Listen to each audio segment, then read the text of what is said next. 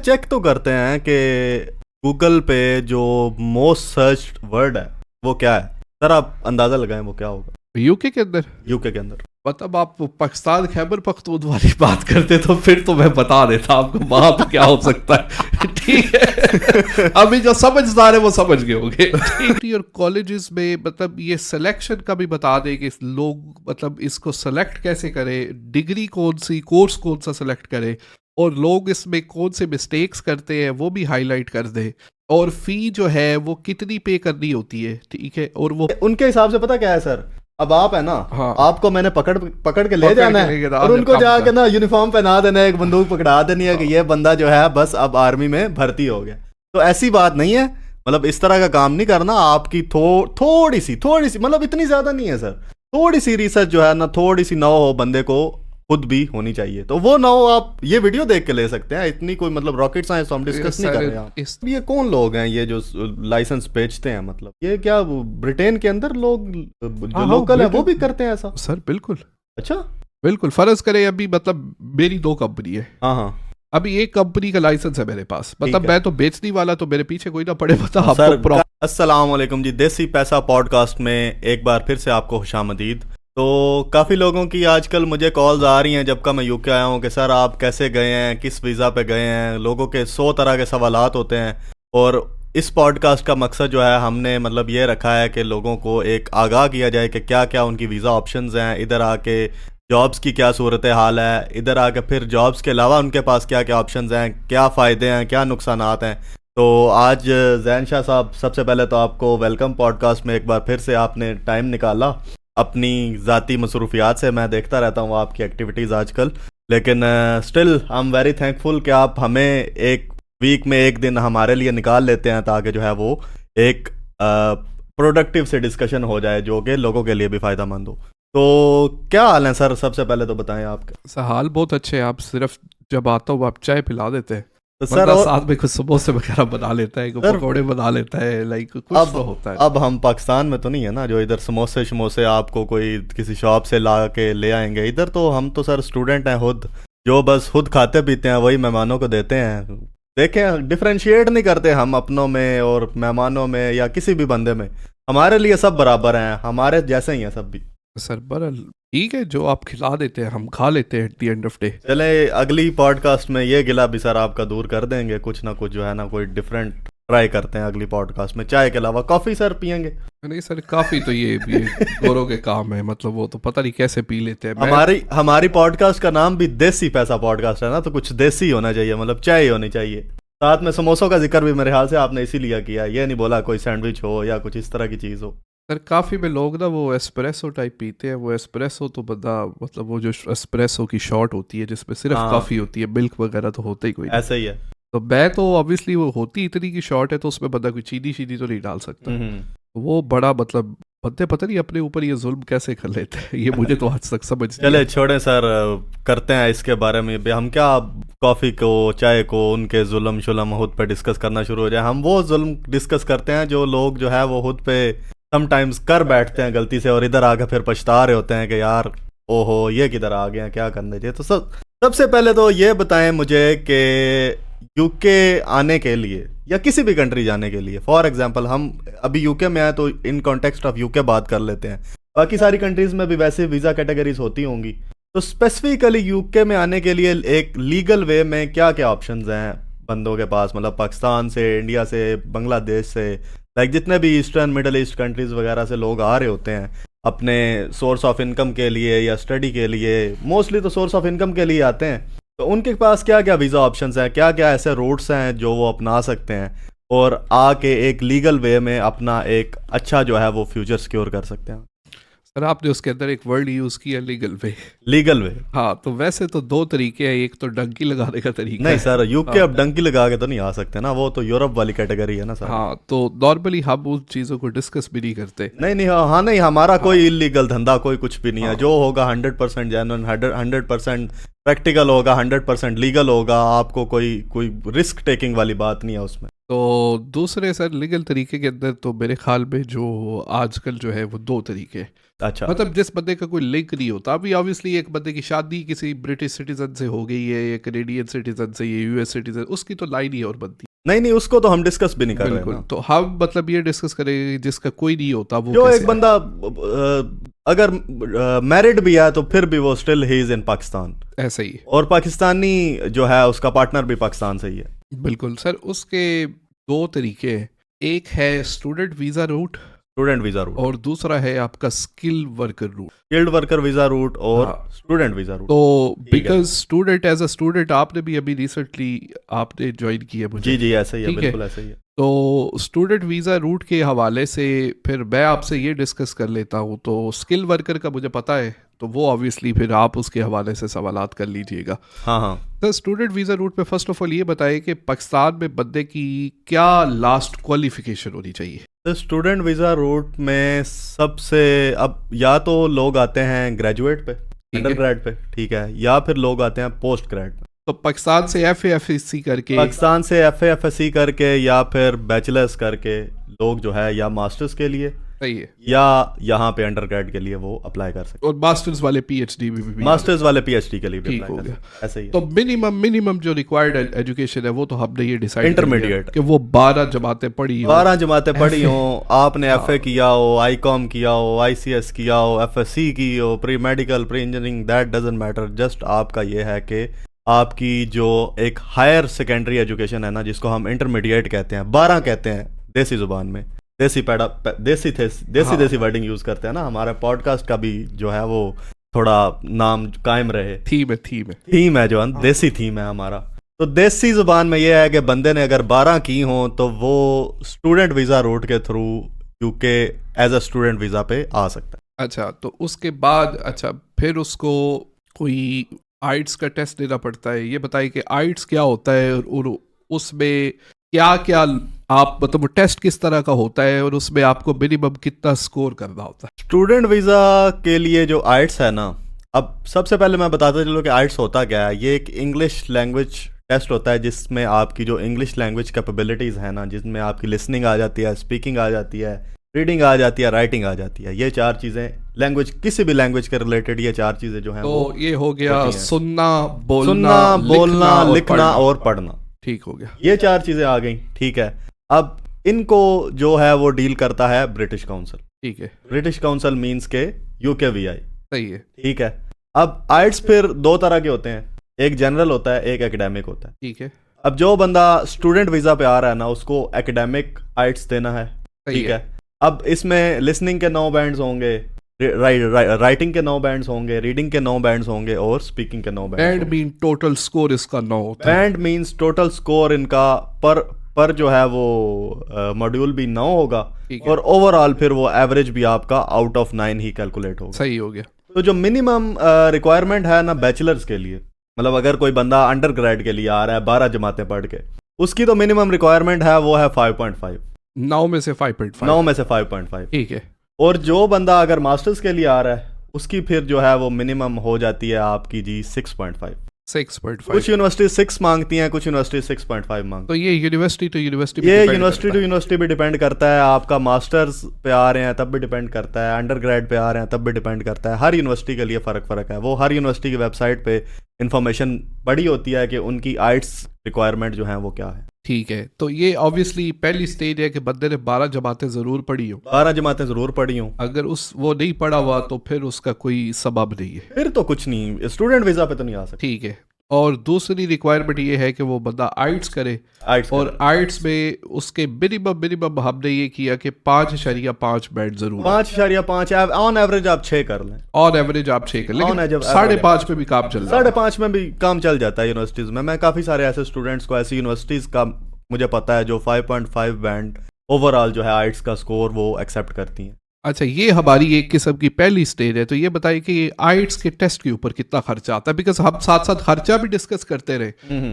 और at the end तकरीबन हम टोटल भी लोगों को बता देंगे कि ये भी स्टेप बाय स्टेप जो है वो एक पता चल जाए। ठीक है, ठीक है। आइट्स की मतलब उसका क्या खर्चा है? आइट्स का ये है कि आइट्स अब एकेडमिक और जनरल तो मैंने बता दिया आपको। अब एकेडमिक और जनरल के बाद जब आपने चूज कर लिया कि मैंने स्टूडेंट वीज़ा पे आना है, मैंने एकेडमिक आइट्स देना, तो उसमें फिर दो तरह की ऑप्शंस मजीद हैं। उसमें एक है आपका कंप्यूटर बेस्ड, उसमें आपको कोई अपना कोई रजिस्टर पेंसिल कोई लिखने शिखने वाली कार्रवाई नहीं है, जाना है आपने, उनके पास कंप्यूटर्स पड़े होंगे, उसी पे आपने सारा टेस्ट जो है वो देना है, लिसनिंग भी उसी पे करनी है, हेडफोन्स वो आपको दे देंगे, और ऑप्शंस जो मतलब जिस भी तरह उनकी लिसनिंग होती है, फॉर एग्जांपल उनकी लिसनिंग इस तरह होगी, मैं साथ में थोड़ा बता भी देता हूँ कि लिसनिंग किस तरह होती है।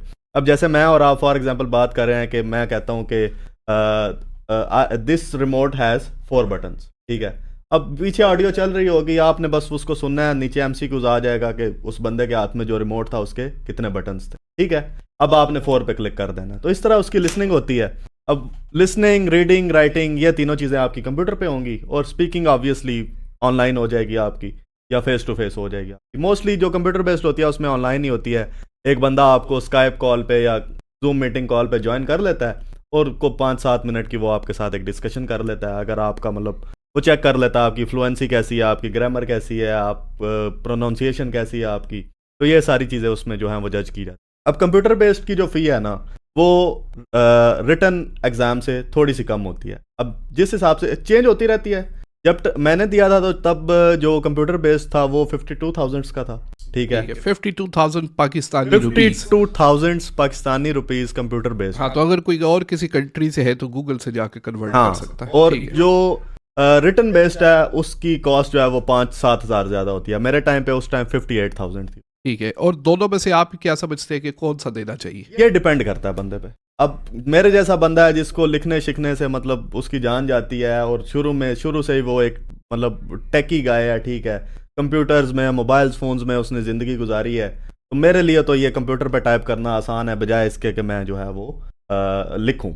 वो आपकी टाइपिंग स्पीड पे भी डिपेंड करता है, क्योंकि ऑब्वियसली लिमिटेड टाइम मिलता है आपको।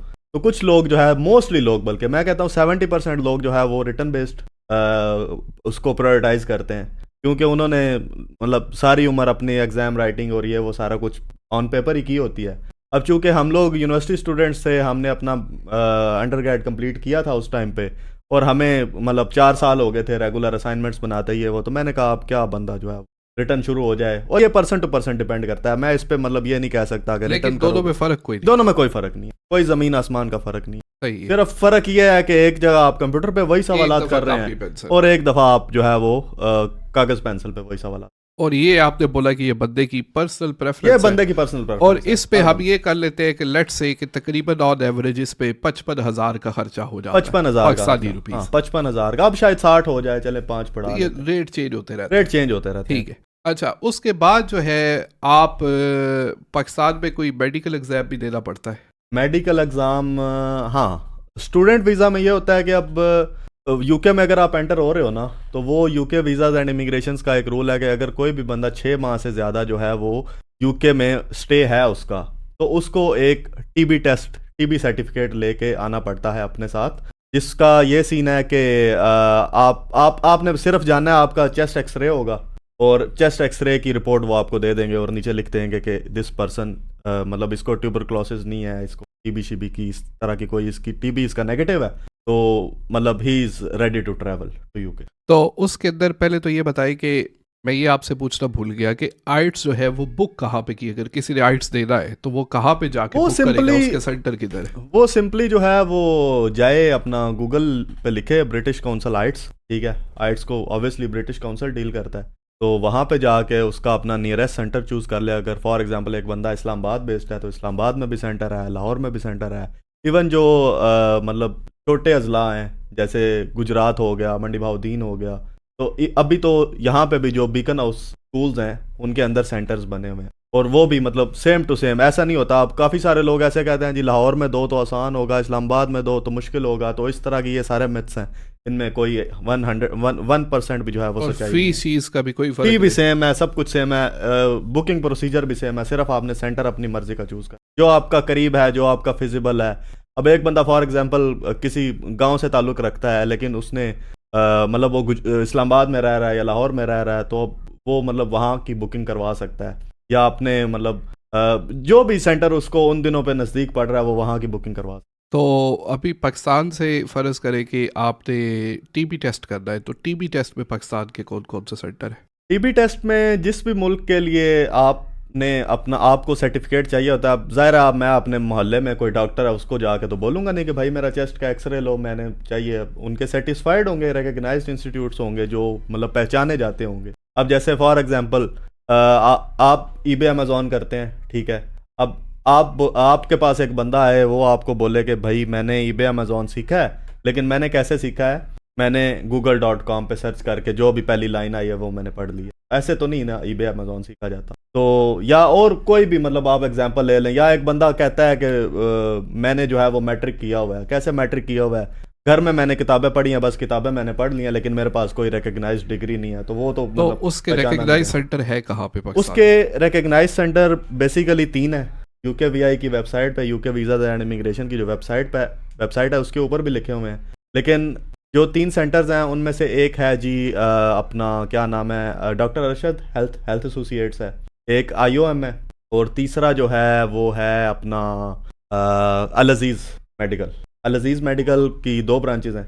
IOM की भी 2 ब्रांचेज़ है। IOM लाहौर में भी है, इस्लामाबाद में भी है, और जो अजीज़ मेडिकल सेंटर है वो भी इस्लामाबाद में है F6 में, और लाहौर में भी है। और डॉक्टर अरशद हेल्थ एसोसिएट्स जो है वो इस्लामाबाद में है मेरे ख्याल से, लाहौर में नहीं है, लेकिन आप वेबसाइट पे चेक कर सकते। मैंने जो करवाया था वो अजीज़ मेडिकल से करवाया था। और उसकी कितनी फीस है?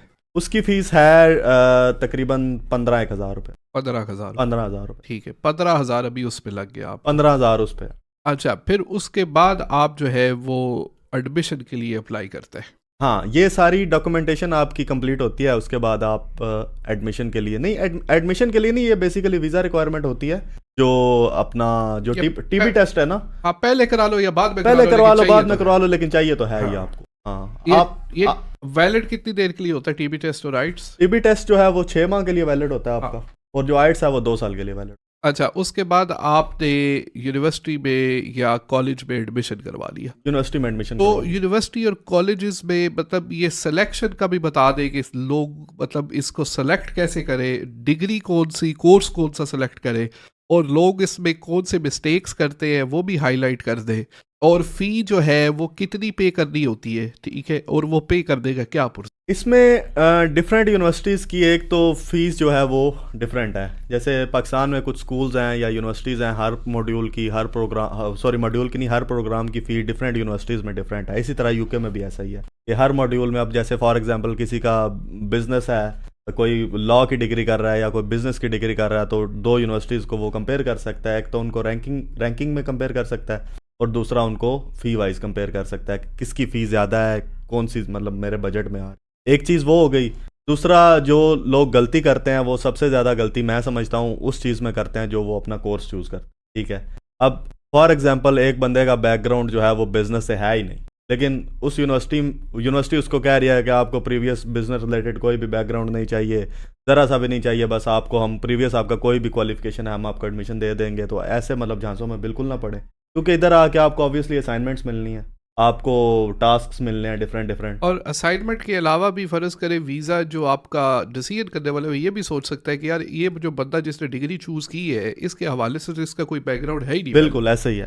तो वो तो मेरे ख्याल में सबसे बड़ा मसला है। वो सबसे बड़ा मसला है। कल को आपका वीज़ा इंटरव्यू आ सकता है, जब इंटरव्यूअर आपसे पूछेगा कि भाई आपकी प्रीवियस क्वालिफिकेशन से तो ये डिग्री जो आपने सेलेक्ट किया वो तो मैच ही नहीं कर रही, तो आप मतलब क्यों अपनी एक डायरेक्शन चेंज कर रहे हो। तो वहाँ पे फिर लोगों के बाद जो है वो एक वैलिड आर्गूमेंट नहीं होता, और लोग आए बाएं शाएं मारते रहते हैं। अब वीज़ा इंटरव्यूअर भी समझ जाते हैं। आपने उसका यूनिवर्सिटी का ये बताया कि ऑब्वियसली यूनिवर्सिटी आप डिफरेंट रिसर्च जो है वो करके देख सकते हैं, डिफरेंट रिसर्च कर सकते हो। उसमें आप क्या मतलब कोई कुछ कॉलेजेस या कुछ यूनिवर्सिटीज़ के नाम बता देंगे, मतलब जो लोग मतलब उनके बारे में देख ले, उनके बारे में पढ़ ले, क्योंकि हमारी ऑब्वियसली जो पाकिस्तान में बैठे उसको तो नहीं पता होता कि यूके में, लंदन में या न्यूकासल में या बर्मिंघम में या मैनचेस्टर में कौन कौन सी यूनिवर्सिटीज़ है। देखें, सबसे पहले तो इसमें आती हैं बड़ी यूनिवर्सिटीज़, ठीक है। बड़ी यूनिवर्सिटीज़ में एक नाम आता है सबको, ऑक्सफोर्ड का, ठीक है। अब ऑक्सफोर्ड तो बहुत ही कोई हाई फाई बंदा होगा जिसका वाकई कोई पढ़ने चढ़ने का दिल होगा, वो साथ में अपने सोर्स ऑफ इनकम के लिए नहीं आ रहा, तो वो तो ऑक्सफोर्ड में जा सकता है। मेरे साथ काफ़ी मतलब स्टूडेंट्स ऐसे भी थे जिनकी एक ड्रीम था कि हमने आगे से मास्टर्स जो है मतलब इन फ्यूचर ऑक्सफोर्ड से करना है, लेकिन वो एक मतलब अलग डिस्कशन है। ठीक है, हम अभी बात कर रहे हैं जो लोग आ रहे होते हैं अपने साथ फ्यूचर को सिक्योर करने, लाइक सोर्स ऑफ इनकम या जो भी इरादा लेके आ रहे होते हैं सेटलमेंट का या जो भी। उनका ये है कि काफ़ी सारी यूनिवर्सिटीज़ हैं। अब शेफर्ड में है यूनिवर्सिटीज़, शेफर्ड आलम यूनिवर्सिटी है, ठीक है। उसके अलावा मैनचेस्टर में है, लेसेस्टर में है यूनिवर्सिटीज़, लेसेस्टर यूनिवर्सिटी है। उसके अलावा मेरे एक दो दोस्त हैं वो सेंट मैरीज़ में पढ़ रहे हैं लंदन, सेंट मैरीज़ आप सर्च कर सकते हैं। उसके अलावा नॉटिंगम यूनिवर्सिटी सर्च कर सकते हैं, नॉटिंगम ट्रेंट। उसके अलावा प्लाईमाउथ यूनिवर्सिटी है एक, वो सर्च कर सकते हैं। मतलब मैं वो यूनिवर्सिटीज़ बता रहा हूँ जो पाकिस्तानी स्टूडेंट्स जो है वो काफ़ी तादाद में जिन यूनिवर्सिटीज़ में आते हैं, ठीक है। बाकी अगर हम विद इन न्यू कासल बात करें तो न्यू कासल यूनिवर्सिटी इटसेल्फ है, नॉर्थम्ब्रिया यूनिवर्सिटी है। नॉर्थम्ब्रिया के अलावा, नॉर्थम्ब्रिया बाय द वे मेरी अपनी यूनिवर्सिटी, नॉर्थम्ब्रिया के अलावा साथ में एक काउंटी है दरम यूनिवर्सिटी है। दरम यूनिवर्सिटी बहुत मशहूर है। मिडल्सब्रा साथ में आके मिडल्सब्रा यूनिवर्सिटी है, ठीक है। मतलब डिफरेंट यूनिवर्सिटीज़ हैं। आप यूके यूनिवर्सिटी सर्च करेंगे, रैंकिंग वाइज सर्च कर लें, मतलब किसकी रैंकिंग अच्छी है। उसके अलावा आप जो है मतलब क्या उसको कहते हैं, फाइनेंस वाइज सर्च कर लें, कोर्स वाइज सर्च कर लें कि कौन कौन से जो कोर्स। अच्छा, वैसे तो उसको थोड़ा सा मैं एंड पे भी डिस्कस करना चाहता था कि यहाँ पे आने के बाद हालात क्या है, लेकिन मेरे ख्याल में थोड़ा सा इसको यहीं पे भी डिस्कस कर लेते हैं कि आपने जिस सिटी को चूज करना है। एग्जैक्टली मतलब फॉर एग्जांपल अभी किसी ने लंदन को चूज करना है तो लंदन में ऑब्वियसली यहाँ पे आके उसने रेंट देने हैं, यहाँ पे आके उसकी फूड की कॉस्ट है। बिल्कुल ऐसा ही है। और इवन लंदन को चूज करने में एक उसकी वीज़ा से पहले भी एक उसका मतलब एक एलिमेंट आएगा। लंदन को चूज करने से उसकी जो बैंक स्टेटमेंट है वो भी ज्यादा होगी। वो तो हम ऑब्वियसली बैंक स्टेटमेंट के सेक्शन में, लेकिन ये ऑब्वियसली सारी चीजें रेलिवेंट है। ये सारी चीजें रेलिवेंट है। अच्छा, तो आप उसके हवाले से आपकी कोई रिकमेंडेशन है कि क्या बंदा इनसाइड लंदन यूनिवर्सिटी ले या बंदा आउटसाइड लंदन यूनिवर्सिटी ले? देखें, ऑब्वियसली सिर्फ यूनिवर्सिटी की फी नहीं है यहाँ पे उसके लिविंग एक्सपेंसेस, उसने कमरा रेंट पे लेना है, उसकी ट्रांसपोर्टेशन है, उसके फूड एक्सपेंसेस रेंट पे लेना और एक्सपेंस बर्दाश्त करना, ये बात की बातें हैं। सबसे पहले बात आती है आपको अकोमोडेशन मिलती भी है या नहीं। यहाँ तो काफ़ी सारे लोगों को अकोमोडेशन मिल ही नहीं रही, ऑनेस्टली स्पीकिंग। मतलब इनसाइड लंदन मैं काफ़ी सारे लोगों को ऐसे जानता हूँ जो मतलब महीना डेढ़ महीना हो गया उनको आए हुए, लेकिन still they are searching for the accommodation, ठीक है। They are searching for the bed, they are searching for the roof to sleep at night, ठीक है। वो कभी किसी के पास रह रहे होते हैं, कभी किसी के पास रह रहे होते हैं। अब मतलब ऑब्वियसली यहाँ पे हर बंदा जो है वो इंडिपेंडेंट है, तो ऐसे तो नहीं लाइक रोज रोज तो नहीं रख सकता किसी को। आ जाके इंसान ने करना तो अपना ही होता है, बिल्कुल। लेकिन स्टिल मैं पर्सनली ये रिकमेंड करूंगा कि अगर कोई एक बंदा एज अ स्टूडेंट आ रहा है और वो एक पाकिस्तान में एक मिडिल क्लास या अपर मिडिल क्लास तबके से है, ठीक है, तो वो लंदन तो भूल के भी ना जाए। मतलब एक्सपेंसिव है। मैं पर्सनली लंदन में रहा नहीं, लेकिन मैं काफ़ी सारे मेरे दोस्त हैं जो लंदन में हैं, काफ़ी सारे मैंने मतलब एक्सपीरियंसेस पढ़े हैं यूट्यूब पे, और भी काफ़ी मतलब स्टूडेंट्स हैं जिनका ज़ाहिर है बंदा एक अपनी रिसर्च करके आता है ना। और मैं यही कहता हूँ कि स्टूडेंट्स जो हैं वो जितने भी आ रहे हैं वो सारी की सारी बात अपने कंसल्टेंट्स पे ना छोड़ें, अपनी रिसर्च लाजमी करें, क्योंकि वही मसला है कि वो पाकिस्तान में ज्यादा लोग अपने कंसल्टेंट पे छोड़ देते हैं। कंसल्टेंट को सिर्फ अपनी फीस से गर्ज होता है। कंसल्टेंट को चलो फीस से तो गर्ज हो ही हो, फीस तो उसको जो वीज़ा फाइल करने की फीस उसको जो मिल रही है वो तो मिल ही रही है। यूनिवर्सिटी की जो अपना क्या नाम है उधर से उसको कमीशन मिल रहा है, वो भी मिलेगा ही। लेकिन वो बाद में ये सोचता है कि स्टूडेंट चला जाएगा, बाद में अकोमोडेशन देखना, ये सारे के सारे इसके अपने ये सारे उसके अपने मसाइल हैं। वो नहीं, उसको सिर्फ वीज़ा फाइल करना, visa till visa gets approved वहाँ तक वो साथ है, उसके बाद student is on his own. तो आप ये समझ, क्योंकि मैं तो लंदन में रहा हूँ तो थोड़ी सी इनपुट मैं यहाँ पे ये दे देता हूँ। हाँ, आप तो सर रहे हैं ना सर। हाँ, मैं तकरीबन जो है वो न्यूकासल मूव होने से पहले जो है वो लंदन रहा हूँ। तो आजकल अगर कोई स्टूडेंट आता है तो ऑब्वियसली वो तो कोई रूम वगैरह ही रेंट करेगा। तो रूम जो एक सिंगल रूम है ना, तो लंदन में वो 600-700-800 तक मिलेगा उसको। 600-700-800 वो भी विदाउट फर्निश्ड। वो फर्निश ही मिलेगा, लेकिन उसकी कोई कंडीशन वो वाले 600-700-800 वाली नहीं होगी जो न्यूकासल में वो एक मतलब एक उसी कंडीशन का स्टूडियो टाइप होगा। हाँ, उस नहीं स्टूडियो नहीं, एक घर के अंदर रूम उसको मिलेगा। अच्छा, घर के अंदर रूम, हाँ ठीक है। न्यूकासल में आई वुड से कि उस तरह का रूम जो उसको 600-700-800 में लंदन में मिलेगा, वो यहाँ पे 350-400 में, 600-700-800 में यहाँ पे वो वाली अकोमोडेशन आपको मिल जाती है जो कि लंदन में 1500-2000 से कम नहीं मिलती।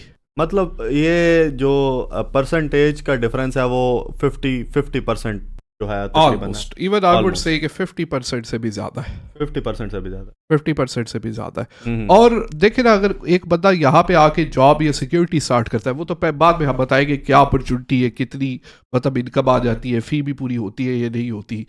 लेकिन मेरे ख्याल में जो लंदन में उसकी इनकम है ना, और जो आउट ऑफ लंदन उसकी इनकम है, उसमें कोई इतना मेजर डिफरेंस भी, क्योंकि मिनिमम वेज तो सेम ही है ना ऑलमोस्ट। मिनिमम वेज लंदन में ज्यादा है। लंदन में ज्यादा, लेकिन स्टिल इतना तो कितना 2-3 पाउंड का हाँ, फर्क और नॉर्मली स्टूडेंट्स जो है वो मतलब जो है वो काम भी सिक्योरिटी वाला इंडिपेंडेंट है, तो उसमें ऐसा कोई इस तरह का मतलब जो उसको पैसे लंदन में किसी ने देने हैं वही उसको वही आउटसाइड उसको लंदन किसी में और देने हैं। सिटी में दे देने। तो अच्छा, ये हो गई। तो बात हम कर रहे थे कि यूनिवर्सिटी कॉलेज को चूज करना। यूनिवर्सिटी कॉलेज को तो चूज उसके हवाले से मैं ये सवाल करना चाहूंगा, क्योंकि यूनिवर्सिटी कॉलेज का एक बहुत बड़ा एक्सपेंस है।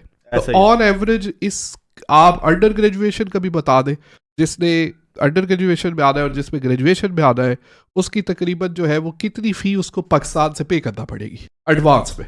पाकिस्तान से देखें, जो आपकी ऑफर लेटर है ना, आपकी ऑफर को सिक्योर करने के लिए आपने एक इनिशियल डिपॉजिट पे करना होता है, वो होता है 5,500 पाउंड। ठीक है, ठीक है, वो मिनिमम है। वो मिनिमम है। ठीक है। लेकिन उसके अलावा हर यूनिवर्सिटी आजकल ये डिमांड कर रही है कि वो 50% फी जो है वो प्री इनरोलमेंट अपनी दे के आए।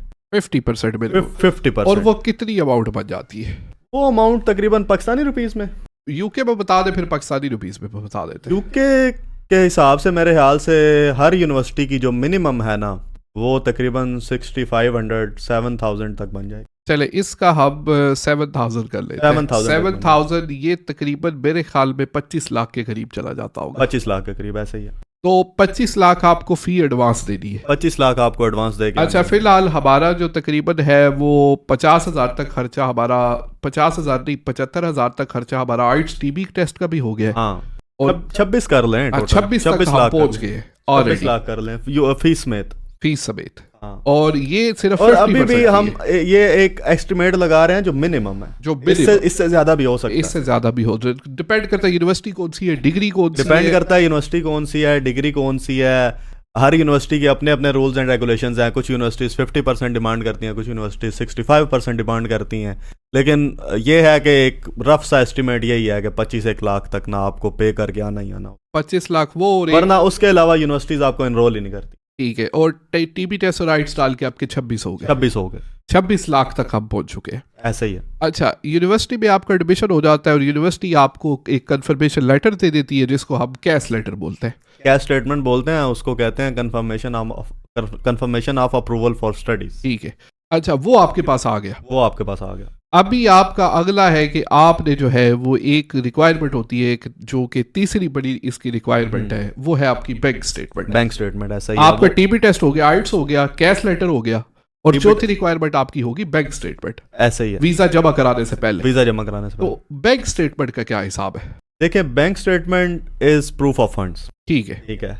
बैंक स्टेटमेंट होती इस वजह से है क्योंकि अब स्टूडेंट को ऑब्वियसली वर्क तो अलाउ होता नहीं। हाँ, मतलब होता भी है तो वो ना 20 ना होने के बराबर। और स्टूडेंट यूके आने का उनका मकसद ये है कि जो आ रहा है वो अपने खर्चे पे आ रहा है और वो काम किए बगैर, वो काम किए बगैर इधर यहाँ पे अपने रह एक्सपेंसेस सके, अफोर्ड कर सके। बिल्कुल फी दे सके, रह सके सारे का। ऐसा तो ही मकसद है। तो उसका ये है। मकसद उसका यूके गवर्नमेंट के मुताबिक ही है। ये है। ठीक है। अब उसमें जो स्टेटमेंट कैलकुलेट होती है ना, वो 2 तरह से होती है। एक तो जो फी आपने पे कर दी है वो निकल जाएगी, ठीक हो जितने गया। परसेंट आपने पे कर दिया है, जितनी रिमेनिंग रहती है वो ऐड करेंगे। तो जितनी एडवांस ज्यादा देंगे उतनी स्टेटमेंट कम, उतनी स्टेटमेंट कम होगी। ठीक हो जितनी गया। एडवांस फी आप ज्यादा देंगे उतनी स्टेटमेंट आपको कम शो करानी पड़ेगी, और उतना आपको आके इधर वाइल लिविंग इन यूके आसानी रहेगी। ठीक हो गया। क्योंकि प्रेशर नहीं रहेगा आप पे कि मैंने फी पे लेकिन करनी है, उधर मैंने अब्बा ये जी पे करनी है। प्रेशर रहेगा ना। ये तो बात हाँ। है एग्जैक्टली। ठीक हो गया। हर चीज के प्रोज एंड कॉन्स हैं फिर। सही है। ठीक है। अच्छा, एक ये बात हो गई रिमेनिंग फी, और दूसरा जो है वो आपका लिविंग एक्सपेंसेस। इधर सही लिविंग एक्सपेंसेस जो है वो आपने पहले 9 माह के जो है वो शो करवा के आने ही आने। ठीक है। और वो कितने है आउट ये अलग अलग है ऑब्वियसली, लंदन में ज्यादा है, ये outside अलग-अलग लंदन कम है। इसमें ये है कि आउटसाइड द लंदन है 9,000 पाउंड्स। ठीक है। मतलब वो 9,207 पाउंड्स है, लेकिन चलें 9,000 हम टोटल करके पाकिस्तानी रुपीस में भी एंड पे बताएंगे कितनी स्टेटमेंट जो है वो लगानी पड़ती है। ठीक है, पाकिस्तानी रुपीस में बता। हाँ। उसके अलावा ये है कि आपका इनसाइड द लंदन जो है ये तकरीबन 11,000 के अराउंड बन जाए, 10,000 से ऊपर ही है। मतलब और ये स्टेटमेंट के पैसे जो है वो वीज़ा जमा कराने के 1 महीने पहले आपके अकाउंट में होने चाहिए सारे के सारे। इसका ये असल में इसमें ना काफ़ी सारे लोग गलती करते हैं कि अब जो ये इसको कहते हैं 28 डेज रूल। ठीक है। ठीक है, 28 दिन तक कंसेक्यूटिव आपके अकाउंट में उतनी अमाउंट पड़ी रहनी चाहिए जितनी रिक्वायर्ड है। ठीक है। ऐसा नहीं हो सकता कि बीच में आपको 2 लाख की 3 लाख की जरूरत पड़ी है और बैंक स्टेटमेंट रिक्वायर्ड अमाउंट जो है वो आपकी 70 लाख है। आप बोलेंगे अच्छा 1-2 दिन की तो है ही है, लोग जो है वो ट्रांजैक्शन एक आधी कर देते हैं, अमाउंट 70 से नीचे चली जाती है और वो स्टेटमेंट समझते हैं कि हमारी 28 दिन पूरे हो गए हैं, मतलब मेच्योर हो गई है, लेकिन वो स्टेटमेंट आपका मसला बनाती है। ठीक है, तो इसमें यह है कि कंसेक्यूटिव जितनी अमाउंट आपकी रिक्वायर्ड है ना, उतने पैसे जो हैं वो आपके बैंक अकाउंट में आपके अपने नाम पे होने चाहिए। आपके अपने नाम पे होने चाहिए। जो बंदा वीज़ा अप्लाई कर रहा है ना, उसके अपने नाम का अकाउंट होना चाहिए। ठीक है, उतने 28 डेज कंसेक्यूटिव पड़े रहने चाहिए और 29th डे मतलब 30th डे वो जो है वो अपना ऑनलाइन फॉर्म जो है वो फिल कर सकता है। और उसमें ये है कि जब बंदा स्टेटमेंट निकाल ले, ये नहीं है कि उसके बाद पैसे उससे निकाल लिए, नहीं, क्योंकि होम ऑफिस जो है वो होम ऑफिस स्टेटमेंट वेरीफाई करता है कॉल करके कि जो स्टेटमेंट आई है क्या इतने पैसे अभी भी पड़े हुए हैं, नहीं पड़े ऐसा ही है, बिल्कुल ऐसा ही। तो वो मैं ये रिकमेंड करता हूँ कि जब तक वो बंदा यहाँ पे लैंड ना कर ले तब तक वो उन पैसों को छेड़े बात, क्योंकि लैंड करते टाइम भी इमिग्रेशन पे भी अक्सर ये क्वेश्चन जो है वो पूछ लेते हैं जो इमिग्रेशन ऑफिसर हो। तो नॉर्मली अगर किसी बंदे ने, अच्छा अभी ये बताए कि हम एक बंदे ने पाकिस्तान से मिनिमम फीस पे की है जितनी रिक्वायर्ड है। ठीक है, मिनिमम इनिशियल डिपॉजिट पे किया और वो हर बचत साइड पे जा रहा है, मतलब लंबा चौड़ा खर्चा भी नहीं कर रहा, आउटसाइड लंदन उसने एडमिशन भी ले लिया है। ठीक है, तो उसको आप क्या समझते हैं कि मिनिमम कितने अकाउंट में पैसे रखने पड़ेंगे शो कराने के? मिनिमम कितने रखने पड़ेंगे? देखिए, सबसे पहले तो ये डिपेंड करता है आपका जो मेन एक चीज है वो तो फी पे डिपेंड करता है। हाँ, आप एक रफ देखिए उसने। अच्छा, चले ठीक है, मैं मास्टर्स की बात कर लेता हूँ। हाँ, मास्टर्स की 1 साल की डिग्री होती है यूके में, सही फर्स्ट ऑफ ऑल। और इनिशियल डिपॉजिट फॉर एग्जांपल बंदे ने पे कर दिया 5500। ठीक है, और रिमेनिंग फी उसकी ऑलमोस्ट, मतलब काफ़ी सारे इधर कोर्सेज हैं जिनकी, चलें एक रफ सा एस्टिमेट लगा लेते हैं कि टोटल फ़ी जो है उसकी मास्टर्स की 15,000। ठीक है। अब 15,000 में से आप जो है वो निकाल दें अपना, रुक जाएं थोड़ा कैलकुलेट कर लेते हैं। 5500 निकाल दिया आपने, पीछे आपके पास बच गया 9500। ठीक है, अब आउटसाइड द लंदन है तो उसको साथ में अपना 9 माह का जो एक्सपेंस है वो भी शो करवाना पड़ेगा, 9207 ये हो गया। ठीक है, अब ये उसके बन जाते हैं रफली तकरीबन 19,000। ठीक है, मतलब 18,707 बन जाते हैं, 19,000 कर लेते हैं 19,000 ऑन अ सेफ साइड, क्योंकि जो है वो रेट भी जो है ऊपर नीचे चेंज होता रहता है। ये भी एक बड़ी मतलब इंपॉर्टेंट बात है, लोग इस चीज़ को ध्यान नहीं करते, मतलब जब वो बैंक स्टेटमेंट वगैरह बनवा रहे होते हैं। अब 19,000 आजकल क्या सर, पाउंड का रेट क्या चल रहा होगा? मेरे ख्याल में 360 के करीब होगा, 360 के करीब।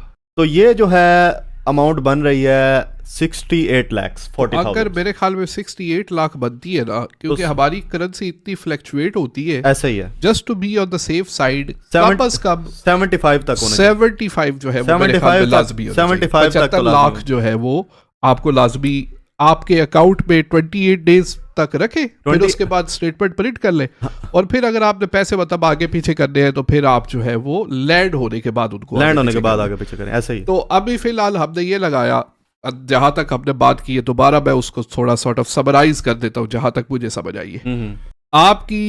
आपका आइट्स है, आइट्स में आपको मिनिमम 5.5 बैंड चाहिए, ऐसा ही है, वो इंग्लिश का टेस्ट है। ठीक है, मिनिमम इधर आने के लिए बंदे को 12 जमाते पड़े होने चाहिए, 12 जमाते पड़े, ठीक है, उसके अलावा 4 नहीं। अच्छा, आइट्स पे से 5.5 बैंड, उसकी तकरीबन 55,000 जो है वो पाकिस्तानी फीस है। ये भी थोड़ी ऊपर नीचे होती रहेगी, ऊपर नीचे हर चीज ऊपर नीचे होती रहती है, मतलब रफ एस्टिमेट दे रहे रफली एस्टिमेट। उसके बाद आपका हो गया आपकी जो है वो टीबी टेस्ट 15-20 हजार उसकी भी फी हो जाती है। तो कुल मिला के ऊपर नीचे भी होता रहेगा, तो मेरे ख्याल में 1 लाख के करीब तो खर्चा ये हो जाता है। ऐसे ही है, जिसने जाना है टेस्ट देने, उसने को गाड़ी का तेल शेल भी डलवाना है तो 1 लाख कर ले। हाँ, जिसने टीबी टेस्ट भी करवाने जाना है उसने भी ऑब्वियसली अपनी ट्रांसपोर्ट तो यूज कर, बिल्कुल 1 लाख का ये खर्चा हो गया। फिर तकरीबन उसको रफली 25 लाख के करीब फीस एडवांस देना पड़ती है, ऐसा ही है, ठीक है, ये तकरीबन 26 लाख हो गया, 26 लाख। और उसके बाद उसने 75 लाख जो है वो शो कराना है बैंक के अंदर। तो सर इसमें एक दो चीजें और भी है ना जो आप अभी नहीं ऐड कर रहे। वो अभी ऐड करेंगे, अभी अगले स्टेज पे वही जाते हैं। ये बंदे अभी लोग ये ना समझे 26 लाख में भाई काम हो गया 26 लाख जो है वो आगे इसके ऑब्वियसली मुझे पता है कि आगे भी इसके जो है वो मसले मसाइल है, लेकिन मैं जहां तक ये खर्चा है मैं स्टेप बाय स्टेप खर्चा कैलकुलेट कर रहा हूँ, ठीक है, क्योंकि हम यहाँ पे बैठ के कोई कंसल्टेंसी तो ऑफर नहीं करते। नहीं, हमारी कोई कंसल्टेंसी नहीं है, कोई ये पहले बता दें। इसमें सिर्फ ये आपकी इन्फॉर्मेशन के लिए है, कल को लोग ऐसा ना बोलें कि सर हम आपको जो है वो अप्रोच कर रहे हैं, इस चक्कर में आपने वो बड़ी लंबी चौड़ी डिटेल, इसका मतलब आपको बहुत इन्फॉर्मेशन है, आप काइंडली हमारा वीजा फॉर्म फिल कर दें, ये कर दें, वो कर दें। किसी को हेल्प चाहिए तो कर देंगे, लेकिन कल को ये कोई ना सोचे कि हमने उसमें से पता नहीं पैसे खा लिए। नहीं, ऐसी बात नहीं है। आपको गाइडेंस चाहिए, बीइंग अ ब्रदर जो है वो जरूर गाइड करेंगे आपको, मतलब ऐसी बात नहीं है। जाहिर है पाकिस्तानी वो क्या जाट एंड जूलियट में गया था, पंजाबी तो काम होता है, लेकिन ये है कि काम आएंगे आपके इंशाल्लाह, जितनी अल्लाह ताला ने तौफीक दी। लेकिन अप्रोच करने से पहले ये भी सोच ले कि ये जो सारे का सारा मुद्दा हमने आपको समझाया है, आइट्स होना चाहिए, ये होना चाहिए, वो होना चाहिए, ऐसा ये बेसिक्स हाँ ये बेसिक्स है। अभी ऐसा कोई ना करे कि जिस बंदे ने प्राइमरी पास भी ना की हो बोले यार कोई बताए मेरा जुगाड़ हो सकता है, तो वो नहीं है। ये चीजें तो ये मतलब सारे के सारा करने का मकसद है कि ये मिनिमम रिक्वायरमेंट, ये मिनिमम रिक्वायरमेंट है, ठीक है। तो मतलब उसमें फाइनेंशियल रिक्वायरमेंट भी आ गई, एजुकेशनल क्वालिफिकेशन भी आ गई, इंग्लिश लैंग्वेज टेस्ट भी आ गया, बेसिक्स तो बंदे के पूरे होने चाहिए ना। अब ये तो सर वही बात है, अब हमारे मतलब बड़े भाई आपको पता है आर्मी में होते हैं, अब वो अक्सर एक बड़ी ना मजे की बात करते होते हैं, वो कहते हैं यार मुझे ना अक्सर कॉल आती है वो मेरा बच्चा तो भर्ती करा दे। अब उन्होंने ये नहीं देखना कि भर्तियां खुली हैं या नहीं खुली, बच्चे की क्वालिफिकेशन क्या है, क्वालिफिकेशन रिक्वायरमेंट क्या है भर्ती होने की आर्मी में, लेकिन ये है कि उनके हिसाब से पता क्या है सर, अब आप है ना, आपको मैंने पकड़ के ले जाना है और उनको जाके ना यूनिफॉर्म पहना देना है, एक बंदूक पकड़ा देनी है कि ये बंदा जो है बस अब आर्मी में भर्ती हो गया।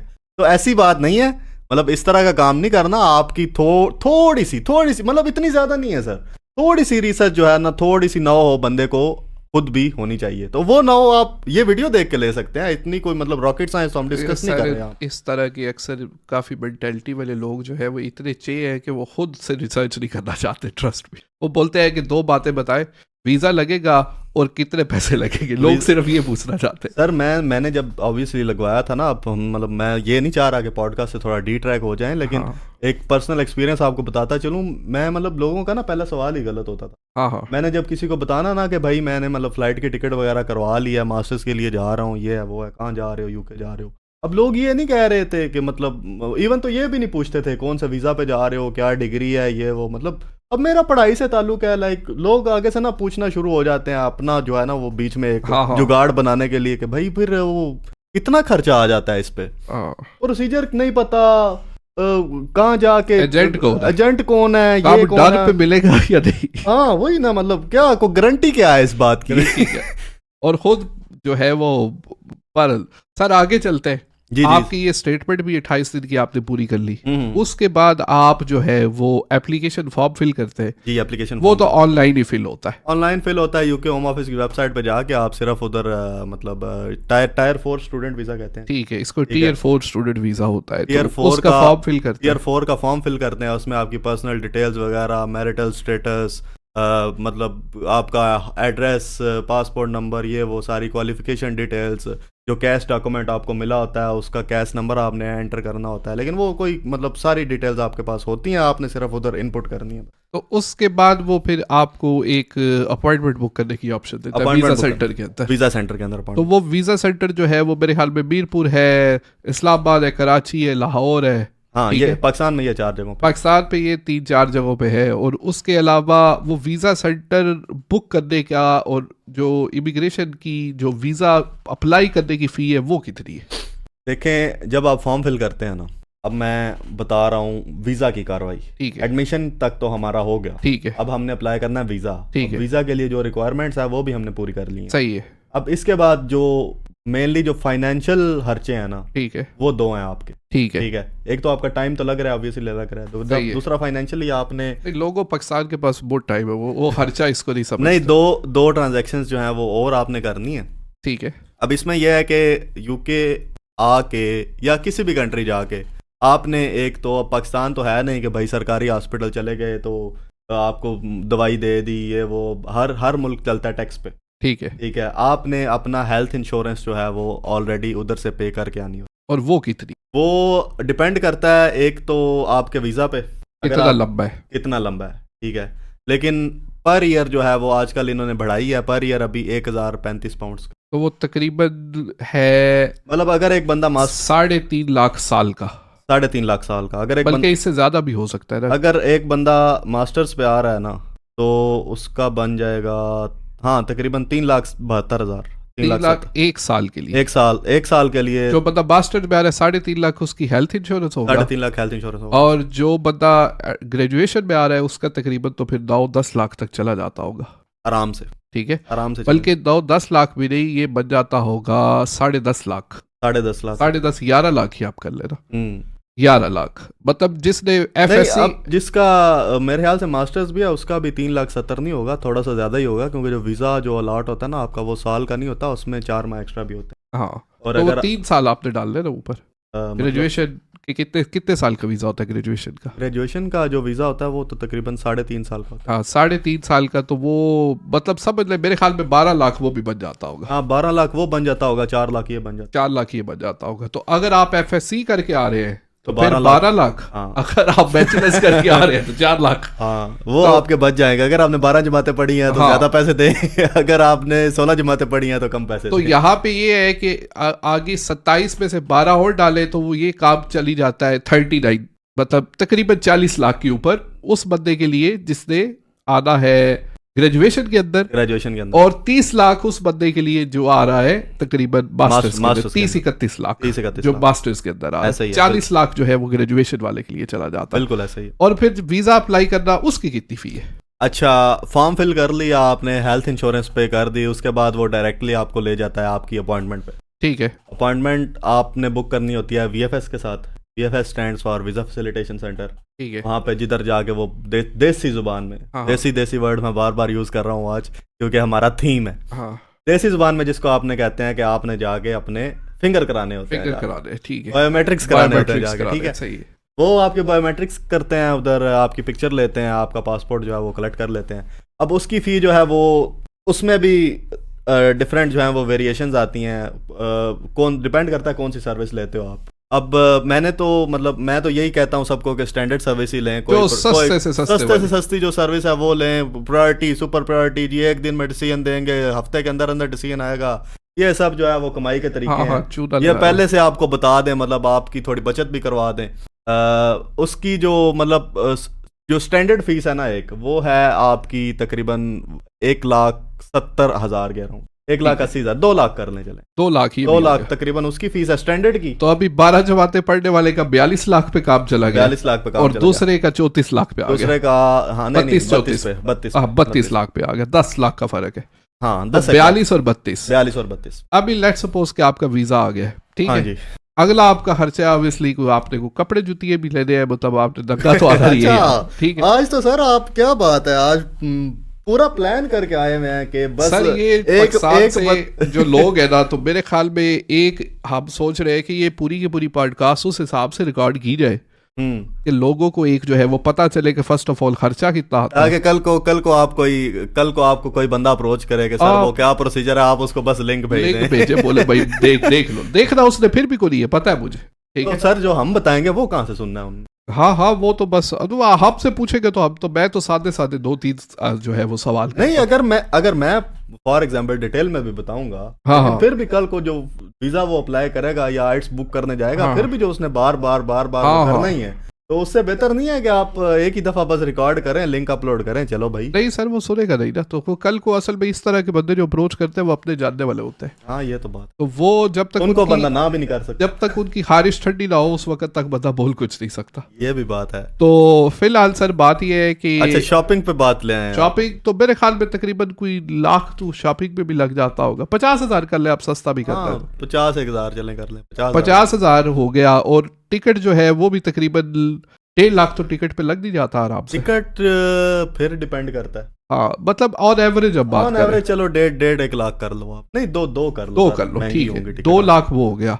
तो अभी हमने मतलब ओवरऑल ये डिसाइड किया है कि अगर 12 जमातें बंदा पढ़ के आ रहा है ना, उसका 45 लाख खर्चा है हर चीज डाल के, हर चीज मिला के, इधर यूके लैंड हो के। और जो बंदा 14 जमातें जिसने की हुई है 12 से, सॉरी 16 ग्रेजुएशन की बात कर रहा हूं। अंडर ग्रेड की बात कर रहा हूँ। नहीं, वो तो अंडर ग्रेड वाला तो 12 पढ़ी हुई है ना उसने पाकिस्तान नहीं अंडर ग्रेड जिसने पाकिस्तान से किया हुआ है ऑलरेडी, किया हुआ है, ठीक है, तो वो 16 जमातें। हाँ 16 जमातें सर कैसे है? सर वो उन्होंने थोड़ा चेंज हाँ किया नहीं, ना वो मैं अभी। पुराने देसी हिसाब से बोला हूँ। हम बोलते थे कि टोटल 16 जमातें होती है, मास्टर्स वाला 16 वाला है, मास्टर्स अंडर वाला। ग्रेड वाला 14 वाला है हाँ, अभी चलो। तक मेरी नजर में। अभी चलो वो ठीक मेरे है, बाद उन्होंने जो है वो अंडर ग्रेजुएशन जो है वो हाँ बढ़ाई है। वो 4 साल की कर दी। हाँ बहरहाल ये हो गया। तो वो वाला जो है जिसने अंडर ग्रेजुएशन पाकिस्तान से की हुई है उसके लिए तकरीबन 35 लाख, 35 लाख तो 35 लाख तो 45 लाख के दरमियान खर्चा हो जाता है। ऐसा ही है बिल्कुल। हाँ अभी साथ में किसी ने, अभी अब लंबी डिटेल में नहीं जाएंगे, अभी साथ में किसी ने बीवी को लेके आना है तो ऑब्वियसली हेल्थ इंश्योरेंस की हमने बात की है, वो सेपरेट पे करनी पड़ेगी, सेपरेट पे करनी उनकी पड़ेगी। वीजा एप्लीकेशन फीस सेपरेट होगी,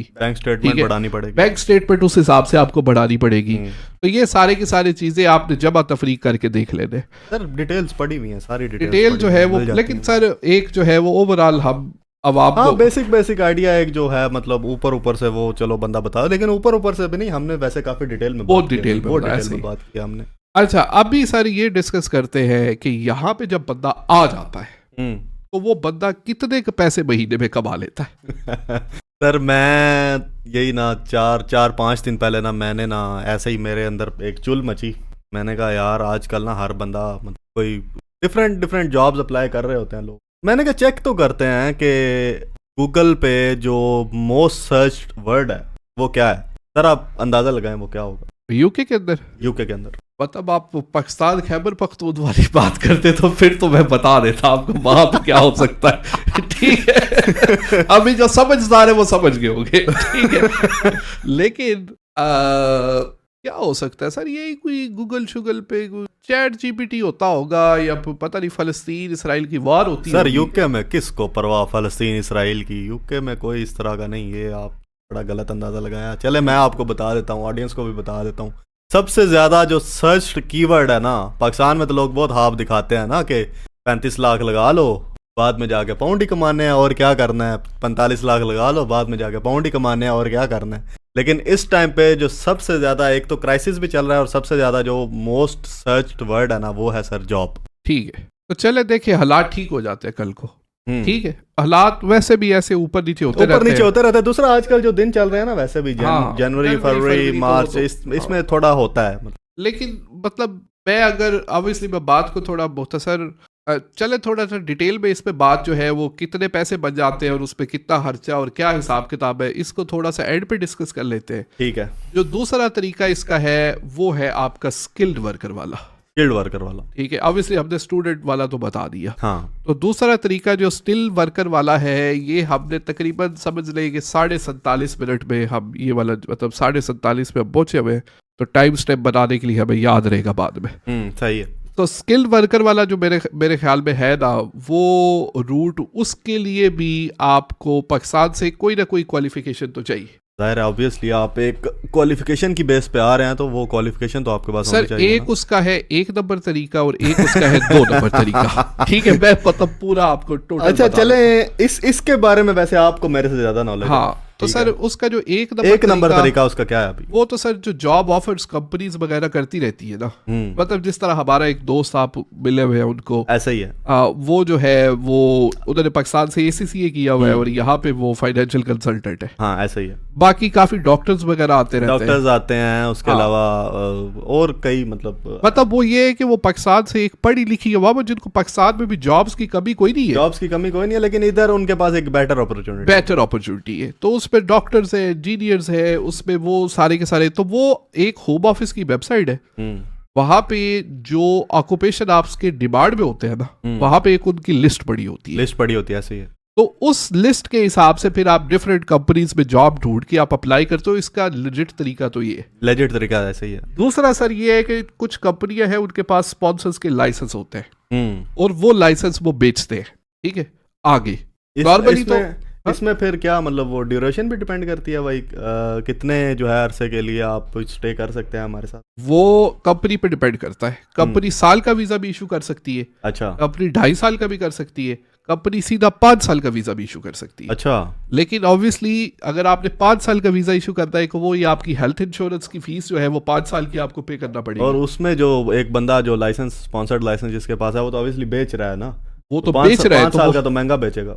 जो लेजिट तरीका है ना, जो एक लेजिट तरीके से डॉक्टर अप्लाई करके आया है या इंजीनियर अप्लाई करके आया है, ये कंपनी सारे का सारा खर्चा उसका बर्दाश्त करती है। हेल्थ इंश्योरेंस का भी मेरे ख्याल में उसका हेल्थ इंश्योरेंस का पहली दफा का कर देगी अगर उसने साल के लिए स्पॉन्सर किया हुआ है, अच्छा ये 2.5 साल के लिए हाँ हेल्थ इंश्योरेंस भी पे कर देगी। लेकिन जब उसकी एक्सटेंशन होगी फिर उसको खुद पे करना अच्छा, पड़ेगा। फिर उसको खुद पे करना पड़ेगा। अच्छा, पहली दफा जो लेजिट तरीका है हाँ, उसमें काफी उसमें आपका बहुत उसमें कम बहुत फायदे उसमें हैं। मेरे ख्याल में आपका या टिकट के अलावा भी अक्सर आपको जो है वो मूविंग के पैसे भी मिल जाते हैं इवन दो। हाँ हाँ हाँ हाँ सही मतलब है। आपको टिकट फिर यहाँ पे सेटल होने अकोमोडेशन पे भी वो थोड़े से पैसे शुरू में दे देते हैं। हाँ हाँ हाँ लेकिन वो ये है कि मतलब एक बंदा प्रॉपर स्किल वाला हो, ये नहीं कि मतलब जिसने प्राइमरी मिडिल या फिर इवन FA या बैचलर्स इवन किसी ने मास्टर्स भी किसी आम डिग्री में किया हुआ है तो उसका कोई फायदा नहीं है। मतलब वो तो ऑब्वियसली होम ऑफिस अगर एक जॉब ऑफर करेगा अपनी वेबसाइट पे तो उसी में वो अप्लाई कर सकता है ना। और वो ऑक्यूपेशन यहाँ पे उसकी शॉर्टेज होनी चाहिए। तो हम डॉक्टर्स, इंजीनियर,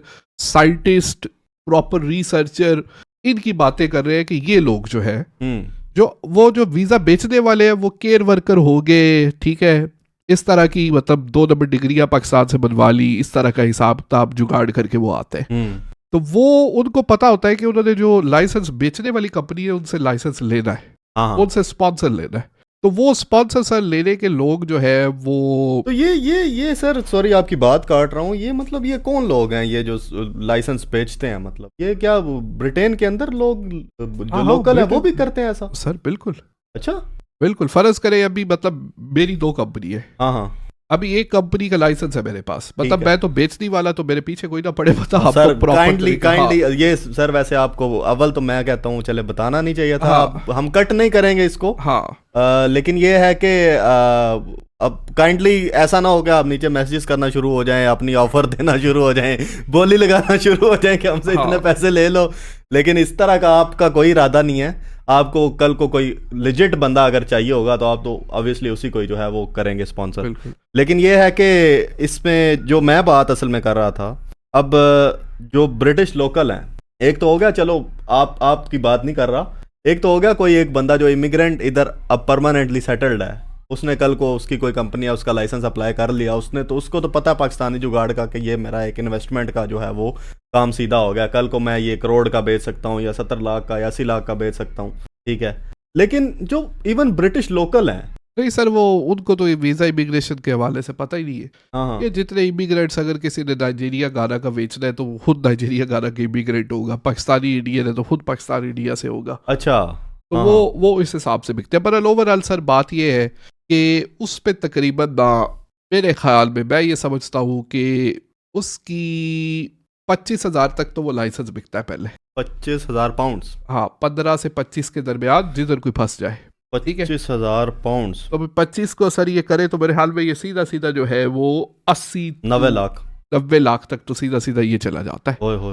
ये तो, और सब खर्चे खुर्चे डाल डूल के ना, तो मेरे ख्याल में ये तकरीबन 1 करोड़ से ऊपर का खर्चा है जो आपने खरीदना है आप, मतलब, और उसके लिए भी आपको आइट्स करना पड़ेगा। हाँ, उसके लिए लेकिन जनरल आइट्स है ना, उसके लिए जनरल थोड़ा सा इजी होता है, लेकिन ये है कि बाकी सारी चीजें वही। लेकिन उसमें सर ये नहीं है कि मतलब अगर आपने लाइसेंस खरीदा है तो फिर भी आपकी कोई ना कोई क्वालिफिकेशन पाकिस्तान से जरूर होनी चाहिए।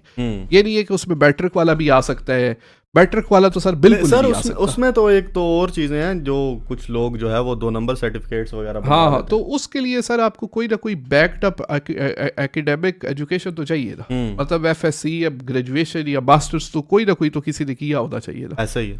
तो वो भी मतलब ये नहीं है कि किसी मैट्रिक प्राइमरी वाले का रूट बन जाता है, ऐसे नहीं होता।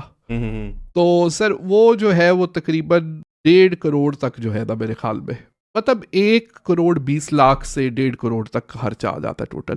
लेकिन सर उसका एक और है ना, यहाँ पे जब आ जाते हैं ना तो फिर उस वीज़ा को कंटिन्यू करने के लिए, क्योंकि अगर आपका लेजिटिमेट आपने वीज़ा लिया हुआ है तो फिर तो आपका कंपनी टैक्स पे कर देती है। अच्छा, लेकिन अगर आपने वीज़ा खरीदा हुआ है तो आपको 5 साल तक कोई 2 नंबर जॉब करके, क्योंकि वीज़ा ही आपका 2 नंबर है, तो फिर जॉब भी वहाँ पे आके जॉब तो कोई नहीं होती, हाँ वो जॉब तो नहीं वो होगी, जॉब को नहीं होती। आपने तो सिर्फ एक एंट्री के लिए जो है वो बिल्कुल, आए हैं। तो वो उस जॉब को कंटिन्यू रखना पड़ता है, अब उस पर टैक्स देना पड़ता है, अगर आपका वीज़ा कैंसिल हो जाता है। तो वो तकरीबन मतलब आजकल 28,000 मिनिमम रिक्वायरमेंट है मेरे ख्याल में।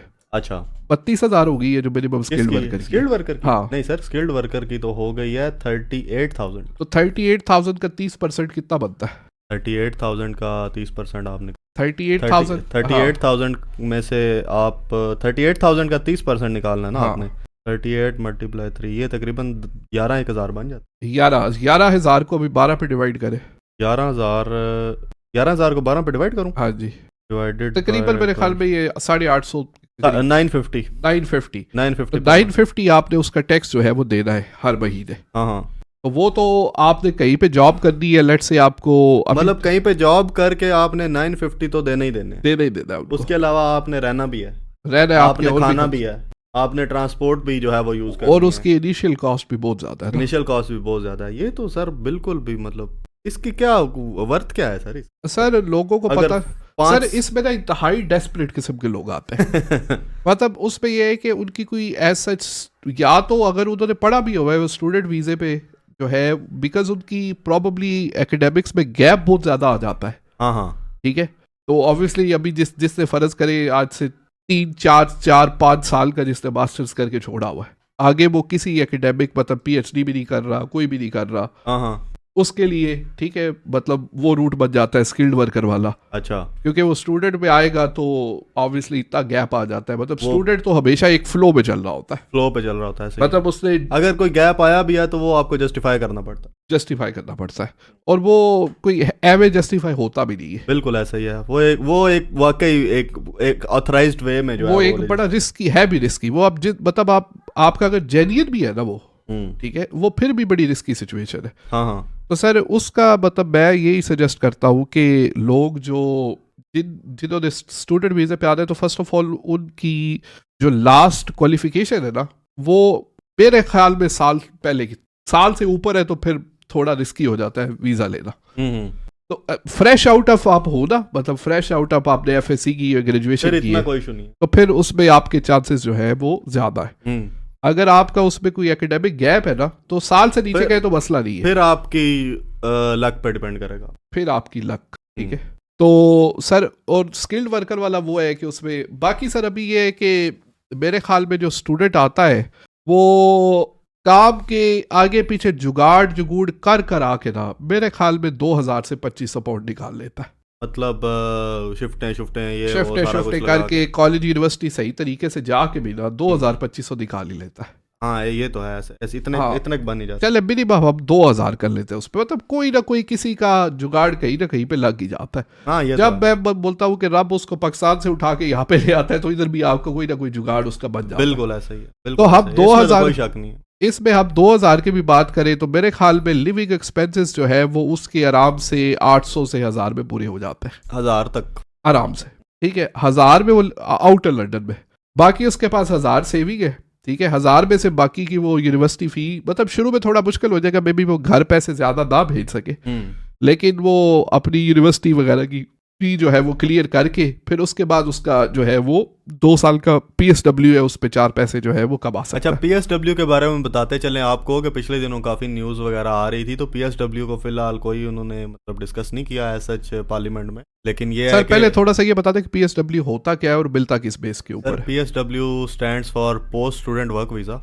ठीक है, इसकी जो UK में इसकी ड्यूरेशन है ना करंटली, वो ये है कि after you complete your degree, ठीक है, उसके बाद आप 2 साल के लिए आपको विदाउट एनी रिस्ट्रिक्शन जो है वो वर्क अलाउ होता है कि आप UK में स्टे कर सकते हो, लेकिन ये अप्लाई करना पड़ता है। हाँ, वो ऑलमोस्ट उसके 99% चांस ही होते हैं डिग्री कंप्लीट करके। अगर आपकी डिग्री कंप्लीट है, आपने अच्छे से कोई इतना कोई पंगा शंगा नहीं किया, तो आपको इजीली मोस्टली मिल ही जाता है। वही आपके वाली बात है 99% जो। हाँ, और उसके दौरान अगर आपको लोकल कोई जेन्युइन जॉब मिल गई है, कोई बंदा स्टूडेंट आया है, ऐसा ही है, तो फिर उस पे उसकी बेस पे ऊपर आपका 5 साल का वीजा लगेगा। और उसके बाद आपका पासपोर्ट बनेगा, उसके बाद आपका जो है वो आपको कोई UK से निकालेगा नहीं। हाँ, तो अगर आपका उस दरमियान आपको स्पॉन्सरशिप नहीं मिलती तो फिर आप अनफॉर्चुनेटली या इलीगल हो जाते हैं या फिर आपको वापस जाना पड़ता है। ऐसे ही बिल्कुल। या फिर उसके दौरान अगर आपकी शादीशुदी हो गई है तो वो आपकी किस्मत, मतलब आगे फ्यूचर ऑप्शंस यही है। हाँ स्टूडेंट भी जो आता है वो भी कोई उसका इतना ऐसा चाहिए, वो ये नहीं बोल सकता कि मैं 100% इस पे सर्टन हूँ कि अभी मेरा जो है वो यूके पासपोर्ट मुझे मिलेगा ही मिलेगा।